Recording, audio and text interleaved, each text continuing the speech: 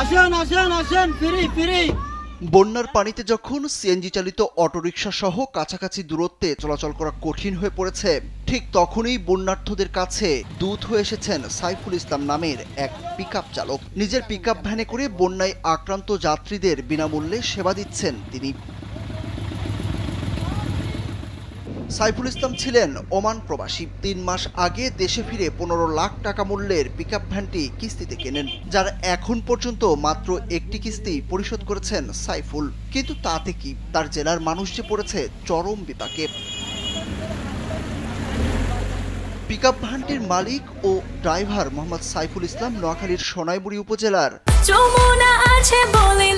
Jamuna refrigerator, খাবার fresh তো life জম্পেশ। বারোগাঁও ইউনিয়নের দৌলতপুর গ্রামের মসজিদ বাড়ির নুরু মিয়ার ছেলে। বন্যায় যখন পুরো উপজেলা বিপর্যস্ত, কোনো যানবাহন চলাচল করতে পারছে না, ঠিক তখনই সাইফুল আশেপাশের যাত্রীদের ফ্রি যাতায়াতের জন্য ডাকাডাকি করছেন। তার পিকআপটি চৌরাস্তা থেকে সাতারপাইয়া হয়ে কাশীপুর, দিঘিরজান, চৌমোহনী, বড়পোল পর্যন্ত ফ্রিতে যাত্রী পরিবহন করছে।